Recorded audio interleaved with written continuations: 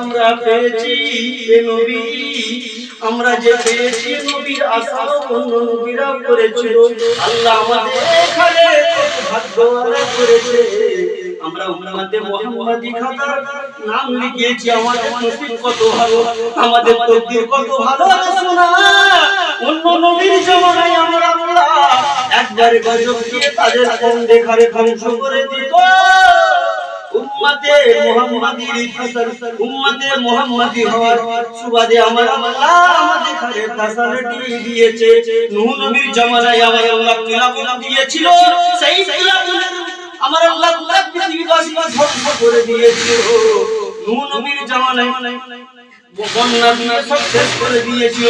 আউদ নবীর দিকে দেখো, যদি ইব্রাহিম খলিলুল্লাহর জামানার দিকে যদি তাকাও, মুসা কালিমুল্লাহর দিকে যদি তাকাও, কিন্তু আমার নবী দয়ার নবী রাহমাতুল আলামিন নবী হলো উম্মতের কান্ডারি।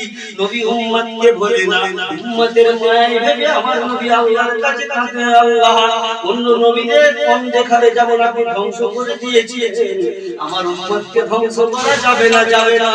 আমার আল্লাহ বলেন, হাবিব রে, যে অন্যায় করবে তাকে পেতে হবে, যে অপরাধ করবে তাকে জরিমানা দিতে হবে।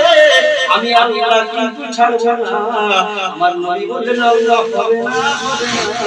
আমার উম্মতকে আপনি যদি মাফ না করেন, আমি হাবিব মাথা থেকে সিজদা থেকে মাথা তুলবো না। আমার আল্লাহ বলেন, বন্ধু রে, তুমি কেঁদো না, তোমার উম্মতকে আমি আল্লাহ মাফ করব। শর্তের উপরে কি শর্ত আছে? শর্ত সমাপ্ত। আমার নবী বললেন, আল্লাহ কি শর্ত বলুন? আমার আল্লাহ জানিয়ে দিলেন, হাবিব রে, অন্যায় কাজে অন্যায় শাস্তি দিতে হবে, যে অপরাধ করবে জরিমানা দিতে হবে। ও সোনার মানি জওয়ান যুবকেরা, কি নবী পেয়েছি, সেই নবীকে ভুলে যেও না। সেই নবীকে ভুলে গেলে আপনার জীবন অন্ধকার। সেই নবী আজও কাঁদছে